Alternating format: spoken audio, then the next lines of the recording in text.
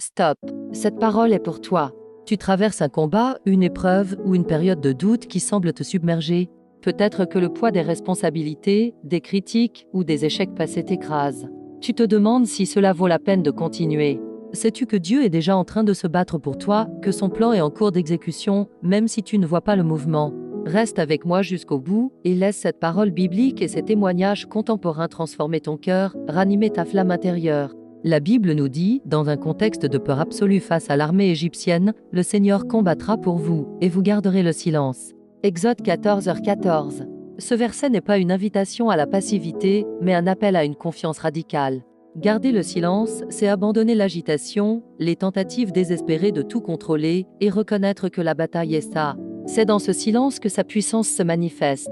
Même si tout semble perdu, même si tu es fatigué au point de ne plus pouvoir prier, seul ou découragé par la longueur de l'attente, Dieu voit ton combat, il écoute les soupirs inexprimés de ton âme.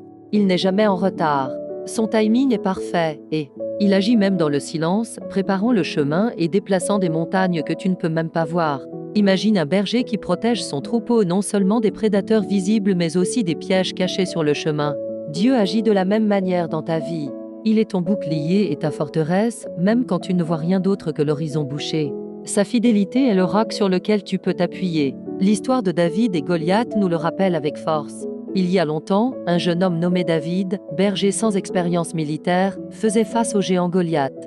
Un adversaire impossible, une image de la peur et de l'intimidation. Tout le monde avait peur, y compris l'armée d'Israël, sauf lui. Pourquoi? David savait que Dieu était avec lui. Sa foi n'était pas basée sur sa force physique ou son armure, mais sur l'expérience passée de la protection divine contre l'ours et le lion.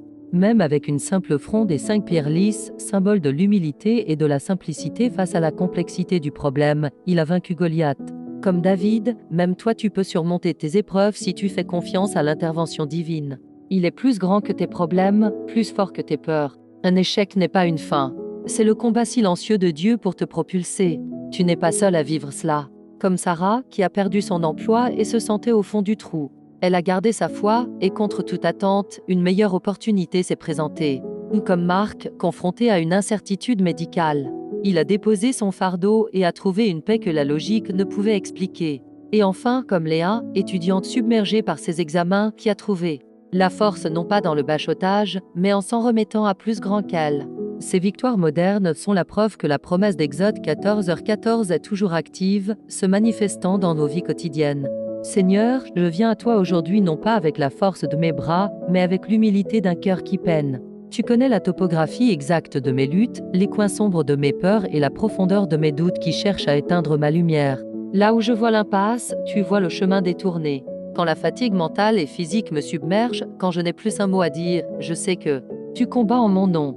Je te demande de prendre le contrôle de ce champ de bataille intérieur, de pacifier mes pensées et de rassurer mon esprit agité.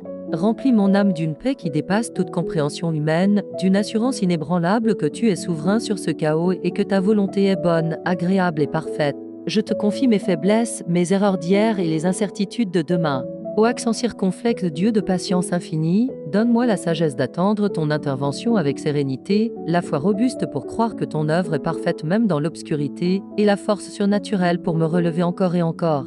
Déchire le voile de l'inquiétude et le murmure du doute. Protège non seulement ceux que j'aime, ma famille et mes proches, mais aussi mon cœur des blessures invisibles du désespoir.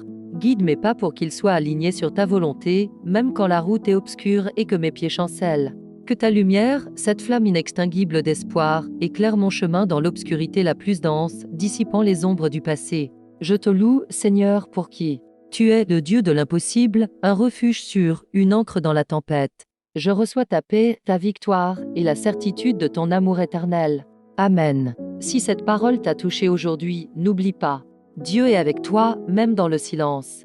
Abonne-toi maintenant pour recevoir chaque jour une parole qui réconforte et transforme ton cœur. Laisse ainsi tu crois que Dieu agit dans ta vie.